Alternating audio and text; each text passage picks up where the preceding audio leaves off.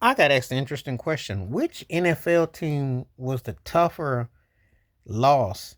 The San Diego Chargers when they lost in '82 to the Bengals in the AFC Championship game, which was in the cold. After that epic game against the Miami Dolphins, which still might be the greatest NFL game I've ever seen, or it's in the top 2 to 3. It's top 2 3. Or was it the Minnesota Vikings lost to the Atlanta Falcons? Morton Anderson missed that field goal. Which one? This is the kind of stuff that I love because I can remember them both as clear as day. That Vikings, I remember back when Atlanta and the Dirty Birds were out. Jamal Anderson was dancing. The people doing the Dirty Bird, Outcast, um, Stankona, not Stankona was out, but Aquaman. That album was out in '98. Aquamini. That's when it was out. Because Atlians, I can't even say it came out in '96. So I used to keep up the Outcast records. And so, because I think Synthesizer was out the one they had with George Clinton on the track. But anyway, long story short story long. Those two teams were two of the teams I got asked recently which one was the more devastating. And that was because Randy Moss, Randall Cunningham came out of retirement. The Vikings looked like poise. And Denny Green, I mean, they were doing the thing. They was tearing booties up in the dome. And it looked like they were gonna be a run for quite a while, but then it just came after. Same thing happened with the Chargers.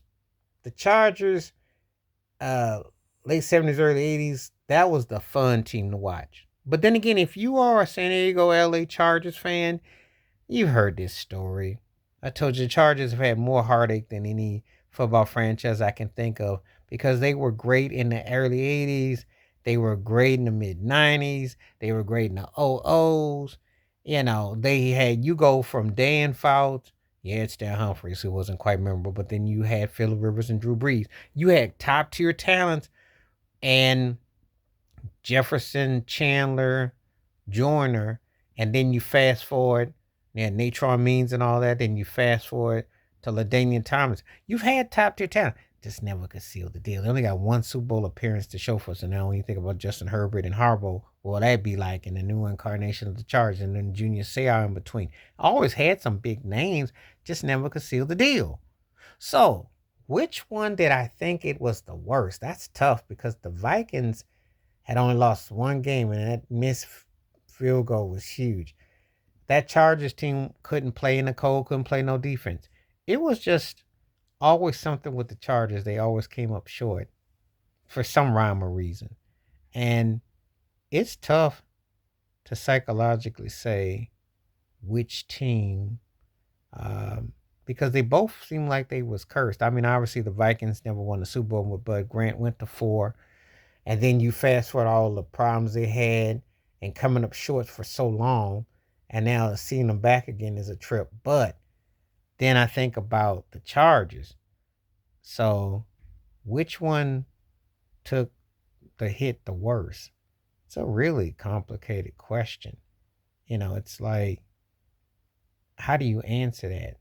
Hmm. Might would that have been? Hmm. And does it what does it loan itself to? Because it's one of those things that, it's a pretty tricky situation, you know. It kind of just leaves you kind of twisted. You kind of like twisted knots. But those are two of the best teams I saw that didn't win a Super Bowl that was stacked on offensive talent. Diane Foster, Eric Coryell, and the Minnesota Vikings Denny Green bunch, ran by Randy Moss and Count Randall Cunningham and all that.